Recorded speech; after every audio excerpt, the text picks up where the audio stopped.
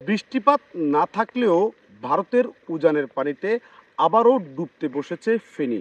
গত ১২ দিন পূর্বের বন্যার দখল কাটিয়ে ওঠার আগেই আবারও ভারতের উজানের পানিতে ফেনীর পরশুরাম এবং ফুলগাজীর অন্তত ৪টি গ্রাম প্লাবিত হয়েছে। গতকাল সোমবার সকাল থেকে ফেনীর পরশুরাম উপজেলার দনিকুণ্ডা এলাকার পশ্চিম অলকা গ্রামের যে পূর্বের যে ভাঙন রয়েছে সেই ভাঙন দিয়ে আবারও ভারতের উজানের পানির ঢলে মুহুরী নদীর পানি বৃদ্ধি পেয়ে এই এলাকাসহ অন্তত ৪টি এলাকা প্লাবিত হওয়ার খবর আমরা পেয়েছি। আমরা এখন যে জায়গাটিতে দাঁড়িয়ে আছি এটি ফেনী পরশুরাম উপজেলার চিথলিয়া ইউনিয়নের পশ্চিম অলকা গ্রাম।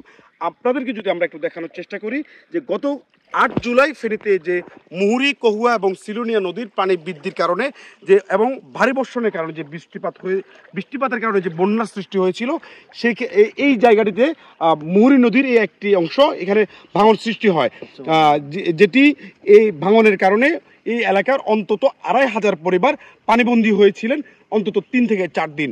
এরপরে কিছুদিনে ২-৩ দিন বন্যার পানি নেমে যাওয়ার পরে পানি উন্নয়ন বোর্ড থেকে অস্থায়ী ভিত্তিতে জিও ব্যাগ এবং বালি দিয়ে এই বাঁধটি সংস্কারের কাজ শুরু করে পানি উন্নয়ন বোর্ড। কিন্তু গতকাল ভারতের ত্রিপুরা রাজ্যের বৃষ্টিপাতের কারণে নদীর পানি আবারও বিপদসীমার ১২ সেন্টিমিটার উপর দিয়ে প্রবাহিত হলে পানির প্রবল বেগে এই ভাঙনটি আবারও ভেঙে গিয়ে এই এলাকা প্লাবিত হয়। স্থানীয় বাসিন্দারা বলছেন ২০০৪ সাল থেকে ২০২৫ সাল পর্যন্ত প্রতি বছরই বন্যা তাদেরকে ক্ষতিগ্রস্ত করছে। একটু বৃষ্টি হলে মুহুরী, কহুয়া এবং সিলোনিয়া নদীর পানি বৃদ্ধি পেলে নদীর তীরবর্তী এই এলাকাগুলো প্রতি বছরে প্লাবিত হচ্ছে এবং মানুষের যে জানমালের ক্ষয়ক্ষতি হচ্ছে সেটি ক্রমশ বৃদ্ধি পাচ্ছে।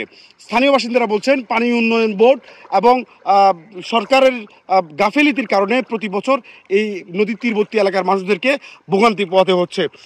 স্থানীয়দের দাবি ১০০ ভিত্তিতে যদি মুহুরী, কহুয়া এবং সিলোনিয়া নদীর বেড়িবাঁধ যদি নির্মাণ করা যেত তাহলে প্রতি বছর এমন সর্বনাশী ক্ষয়ক্ষতি থেকে মানুষজন রক্ষা পেতেন। স্থানীয় বাসিন্দাদের দাবি নদীর তীরবর্তী এসব এলাকাকে রক্ষা করার জন্য স্থায়ী এবং টেকসই বাঁধ নির্মাণ। তারা বলছেন এই ধরনের বন্যা থেকে এই অঞ্চলের মানুষকে বাঁচানোর জন্য স্থায়ী বেড়িবাঁধের কোনো বিকল্প নেই। ফেনীর পরশুরাম উপজেলার চিথলিয়া ইউনিয়নের পশ্চিম অলকা গ্রাম থেকে মোহাম্মদ শাহাবুদ্দিন, রাইজিং বিডি। ওয়ালটন এখন দেশের সীমানা পেরিয়ে পৌঁছে গিয়েছে ৫০টিরও বেশি দেশে। ওয়ালটন, ঘরে ঘরে, বিশ্বজুড়ে।